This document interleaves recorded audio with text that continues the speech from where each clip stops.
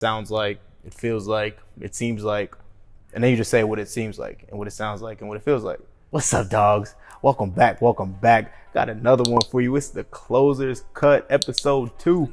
Last episode, we talked about mirrors. Today, it's all about the mirror's cousin, which is labeling. Now, labeling is when you are pretty much pointing out the elephant in the room, right? You want to be very, very emotionally present, right? You want to understand the other person's emotions, what they're thinking, what they're feeling like, what they're feeling, what they're going through, and you want to call it out, right? You want to usually use words that start with, or sentences that start with, it sounds like, it feels like, it seems like, and then you just say what it seems like and what it sounds like and what it feels like, right? So you're literally listening and just paying attention to little things that they say, and then you'll want to say, it sounds like, fill in the blank, right? You literally let whatever your gut is telling you to say, let it out. You trust your gut when you're labeling. Sometimes you don't even need to know what you're gonna say. Just say it sounds like, and then just let your gut fill in the blank, right? So yeah, you want to be very emotionally present. You want to be actively listening. You want to be paying attention to the seller, and tone is super important when you're doing this. When you're doing this, just keep in mind, just like with the mirroring, tone is super important. You still want to sound curious and interested when you're labeling as well. It's super important. Why do you label? Most people are afraid to call out the elephant in the room and just call out what's there, which I really don't understand, right? If the sky is blue, I'm going to say the sky is blue, right? I'm going to say it looks like the sky is blue. Now, when you do that, when you label somebody, when you label what they say, when you say it sounds like, you're doing this, right? What's going to happen is they're going to ask themselves, am I really doing this? Is that true? And they're going to tell you yes or no, right? Which is why it's not a bad thing if you mislabel, which is why I'm saying trust your gut, right? Go with your gut. So the psychology behind a label is to get that person that you're talking to ask themselves, do I really feel this way? Is this the elephant that he just called out? Is that the elephant that's really in my room? Is that a real thing, or is he completely wrong, right? And if you're wrong, it's fine. They'll tell you that you're wrong. I'd rather them tell me that I'm wrong and correct me than them not say anything at all, or for just let it be water under the bridge, right? I want to call out that elephant. I want to call out their emotions. I want to call out how they're feeling, and that's going to push us further along in the conversation, help me get more information, help me become more of a friend. They're going to like me more because I ask them to think. So yeah, that's the psychology of why we label, and why it's important is because we're understanding now in their head, right, what they're thinking and what they're looking to accomplish. And if we understand that, now we can paint that picture the correct way as to how we can solve their problem. So I'm about to show you just how we do that right now in the cut. All right, so Nick, we're gonna do similar type of role play. You may actually hear some mirrors in this, right? But I'm going to be focused more on labeling. I'm going to be pointing out that elephant in the room. It's going to be another similar situation. It's going to be an in-person appointment, or I'm the buyer, you're the seller. I'm looking to buy your house. All right, sound good? Yeah, let's do it. All right, cool. So Nick, what's got you looking to sell this in the first place? I think, we've had our fair share, with the memories here. It's just time to go on to the next chapter. It's time to go on to the next chapter. Yeah. We've had this house for 25 years. 25 years. Yeah, man. Awesome, man. Awesome. It sounds like it's time to write a new chapter in the book. Yeah, I think so too. The weather here, we've gotten pretty used to everything around here, and there's a lot still that we, have to see. There's a lot that you have to see? Yeah, there's all the wonders of the world. There's all these other places that, Arizona is great, but there's just other opportunities in different areas. It sounds like traveling is super important to you. 100%. That's probably the most important thing. We've been tied down here for a while now. And it sounds like you not selling this house is stopping you from traveling the world. Yeah. The sooner we do this, you're right. The sooner we do this, we can just get up and go. I mean, that's the dream.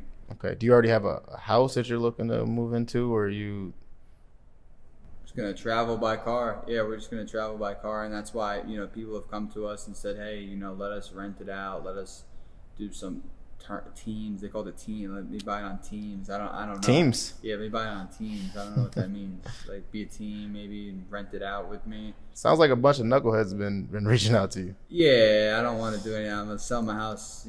How we sell a house, so I can look past that and then go forward. Got it. So I mean, why do you think it hasn't sold as of yet? I just haven't done as many of these as I should. I've been talking to the wrong people, No. I guess. Got it. So in the perfect world, wave a magic wand, you sell this house to me, I buy this house. What does that look like? You haven't even really given me an offer. It just looks like you taking the papers and, frankly, I don't care what you do with the house anymore. I won't tell my wife. I just want to. We're ready. We have a map planned out. We have everything planned out. Okay. And when do you plan on making this move?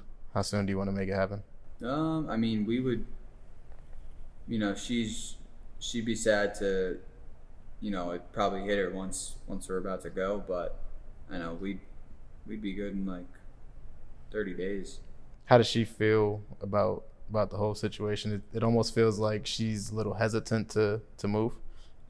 She's happy. Those memories, they stay attached. We've raised 3 of our kids there, so it's just something that